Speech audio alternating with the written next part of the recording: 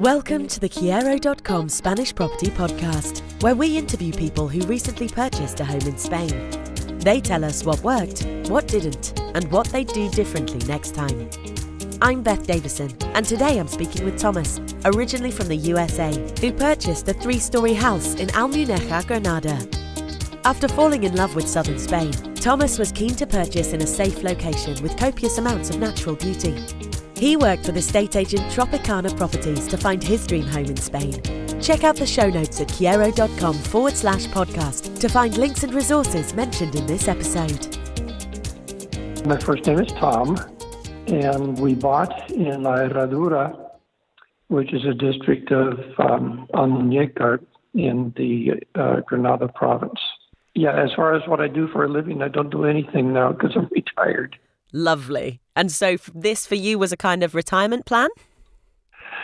Yeah, my wife and I decided after we both finally retired for the second or third time to come to Spain to move here, and we're extremely happy. And is it something, because I've obviously been talking to mainly British buyers throughout this process, but is it quite common for American people to relocate permanently to Spain? Have you met any other Americans who've done what you've done? Very few Americans or even American accents here. Yeah, that's what I thought. Yeah.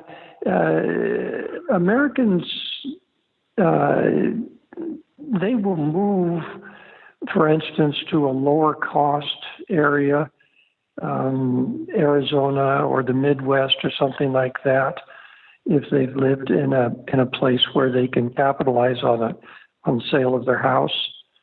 And that happens a lot in California, where I'm from, because the value of the houses has gone up tremendously in California and not other parts of the states. But we really didn't want to move to another state, and we fell in love with Spain when we were on holiday. So here we are. Yeah, lovely. So you'd holidayed in Spain. How well did you know it before you were kind of starting to look about moving there permanently? Only from what we had read and researched. But prior to that, our only trip to Europe had been to Paris. And that was about 20 years ago. And so what was it about Spain that so appealed? My wife is of Spanish ancestry, and she did a lot of investigation in ancestry.com to see about where her family came from. So that was a very big link, and we were fortunate enough on our vacation to visit the churches and cathedrals where her ancestors, going back to the 1700s, I think, had been born and married and things. So it was quite exciting. Yeah, it sounds it. And did you know the specific area you were looking for, or when you first started your initial search, was the net cast very wide? Good question, because when we came here, we visited almost every part of Spain except the Basque area. Mm-hmm. So we got a really good feel for the various locations. And when we came to Malaga, we just fell in love with that area. It was we both, my wife's from Puerto Rico and I used to live there, so it was very much like Puerto Rico. And it just felt like home.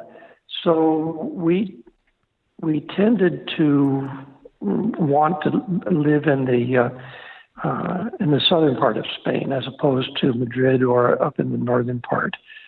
So we just started investigating, and I have to be honest, Kyero was a big influence in understanding this area. We first started sort of looking in the Costa del Sol area, obviously online. But reading more about it, we found ourselves wanting to be more in the Costa Tropical area because of the more rain, different types of vegetation, fewer tourists. So the search led us to the Almuñecar and Salobreña area. Yeah, lovely.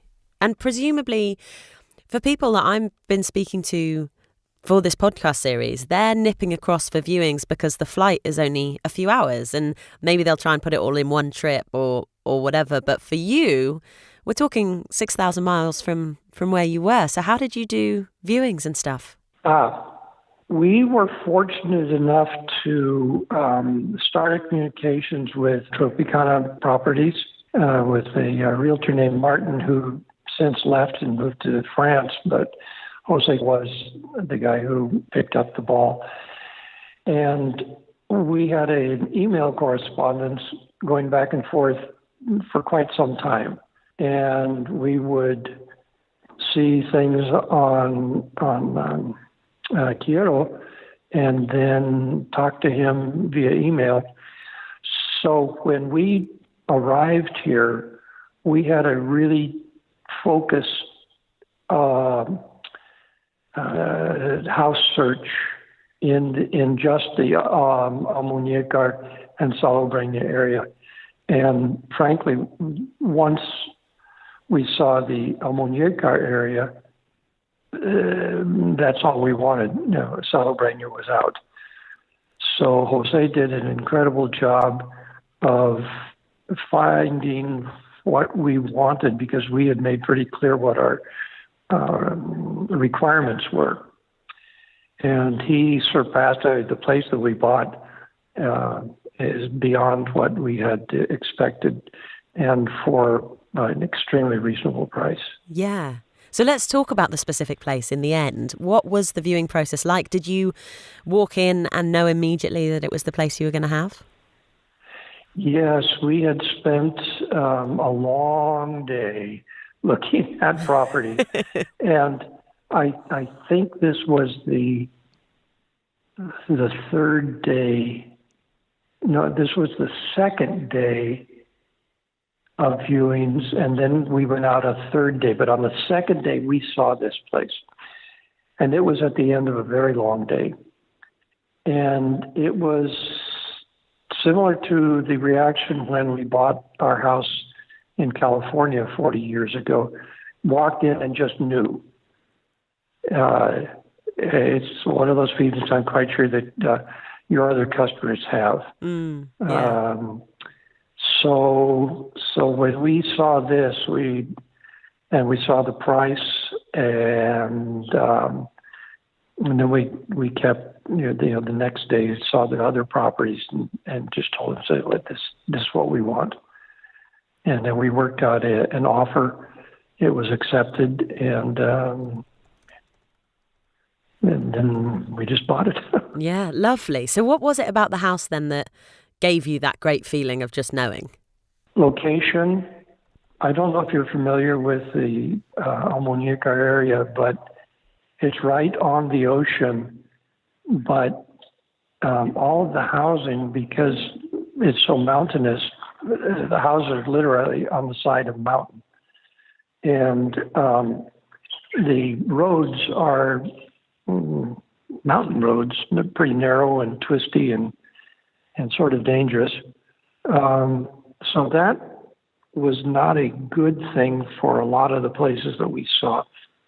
And this one is closer to the marina and has a better access. So that was a big thing. The other was how the house is laid out. Again, with houses on the side of a mountain, you have a lot of stairs. Okay, and some of the stairs are really steep. And this house has three floors. So they didn't try to jam everything into 2 floors and make steep stairs. They spread it out over 3 floors, and the stairs are more gradual. Right, nice. And for our needs, believe me, that was welcome. Yeah, very good. And then it's a beautiful house. I mean, with marble floors, and we have 2 terraces and a balcony, and a view that people would kill to have. And it's just incredibly beautiful. It's facing the back of the house faces due east, so we get the sunrise. And the community here is a very nice community. So it's, there's you get the feeling that it's a nice, safe place.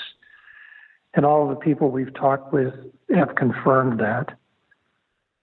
Lovely. So it seems like the right decisions kind of were made, which is great considering so much of it was done via email to start with.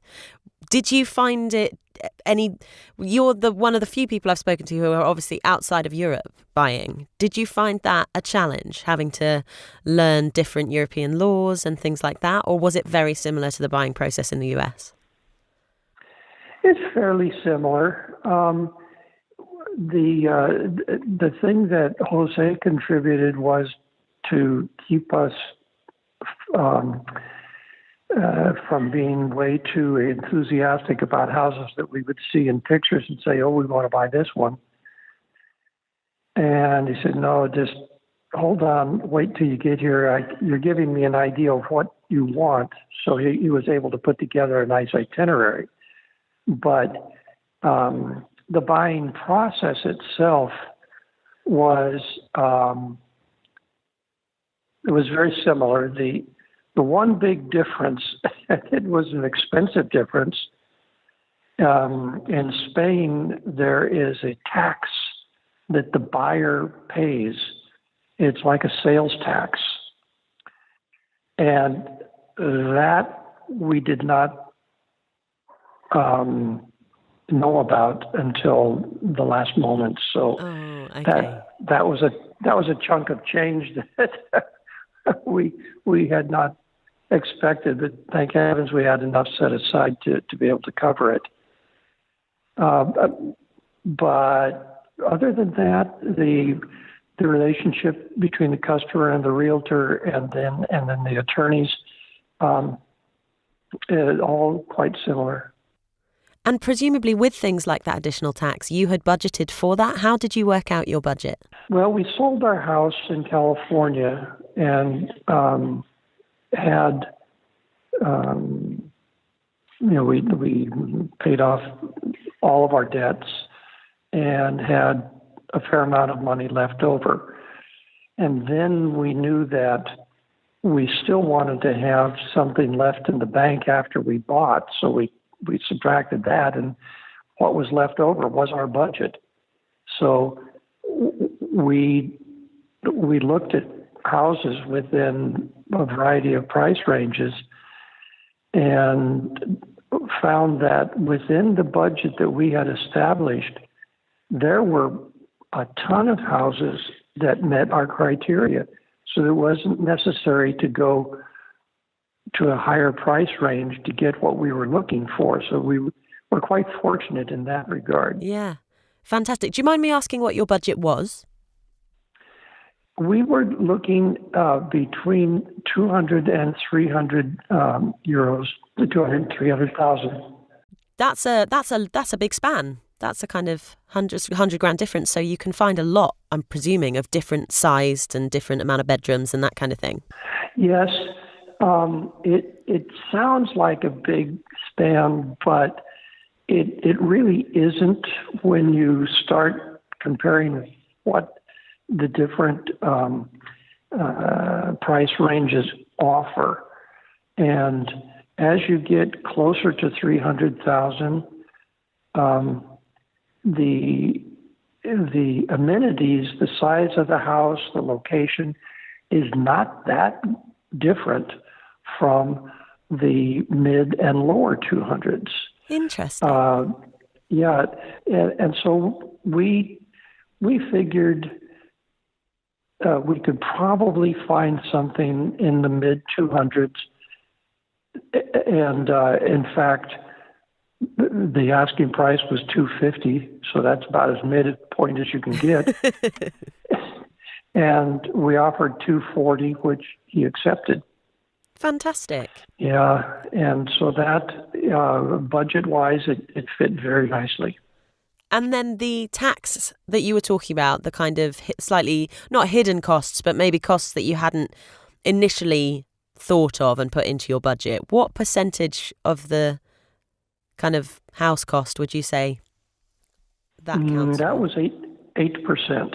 Okay, fair enough. So yeah, no, it is going to be a decent chunk if that wasn't one that you'd already thought of. Yeah, it wasn't something until we learned at the end of the process. I'm quite sure that they probably told us, but it just did not register. Yeah. Because it's a strange for us tax in that we have bought many properties in the States because we used to,